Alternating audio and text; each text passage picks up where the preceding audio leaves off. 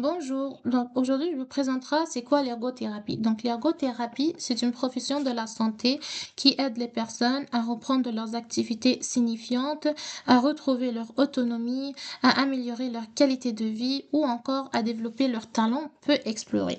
Donc l'ergothérapeute travaille en collaboration avec les clients pour mettre ensemble les objectifs et aussi les interventions qui conviennent aux clients. Donc ici, parmi les 6 domaines de compétences, on a l'expertise en ergothérapie. Dans ce domaine, l'ergothérapeute utilise ses connaissances, son jugement clinique et ses expériences pour analyser un cas clinique, proposer des services et intervenir auprès des clients selon leurs besoins, préférences pour soutenir leur santé et bien-être. Donc ici, par exemple, dans le cas de Aïcha qui a une fracture au niveau de l'épaule puis au niveau du cortex, après avoir subi un accident, elle a la difficulté à soulever son sac à dos et à s'habiller puis à porter les objets de haute étagère, puis aussi elle commence à oublier les tâches importantes à effectuer. Donc ici, l'ergothérapeute peut venir évaluer les capacités et les faiblesses de Aïcha, comme par exemple au niveau de l'épaule, puis au niveau de la mémoire, comme l'attention et l'organisation. Elle peut construire avec Aïcha des différents plans d'action, comme par exemple faire des exercices légers pour récupérer la mobilité de son épaule, lui conseiller par exemple de prendre un agenda ou utiliser une application de to-do list pour organiser ses tâches. En ce qui concerne le deuxième domaine de compétences, on a la culture, l'équité et la justice. Dans ce domaine, l'ergothérapeute doit respecter et reconnaître la culture, la tradition, les valeurs et l'histoire de chaque personne. Donc aussi, il faut tenir en compte les privilèges et les inégalités auxquelles les clients font face. Donc cela aide l'ergothérapeute à offrir à ses clients des services équitables et sécuritaires afin d'assurer une bonne inclusion de ses clients dans leurs activités dans la société. Par exemple, ici, on a dans le cas de Aïcha, qui est une Africaine, qui parle peu le français et qui est une nouvelle immigrante au Canada. Elle trouve des troubles de vision qui l'empêchent à s'engager dans le travail. Donc, en raison de ces barrières linguistiques et de pauvreté, elle n'arrive pas à s'intégrer dans la société. Donc, ici, l'ergothérapeute est consulté pas justement pour la déficience, mais aussi parce que Aïcha s'inquiète à se faire juger ou à se comprendre mal, donc en raison de sa culture, justement, qui l'amène à avoir des rôles et des habitudes différentes.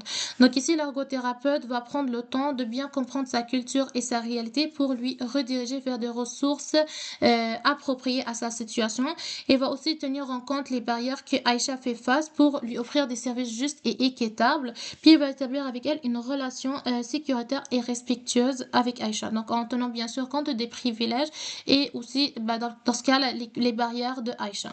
Donc parmi les 4 notions importantes, on a le PO. Donc le PO c'est un concept qui étudie l'interaction entre la personne et l'environnement sur l'occupation. En ce qui concerne la personne, on peut regarder les facteurs physiques de la personne, les facteurs psychologiques, les facteurs cognitifs, les facteurs sensoriels et les facteurs moteurs. En ce qui concerne la signifiance de la personne sur une occupation, on peut regarder les valeurs, les croyances, les spiritualités et la culture de la personne.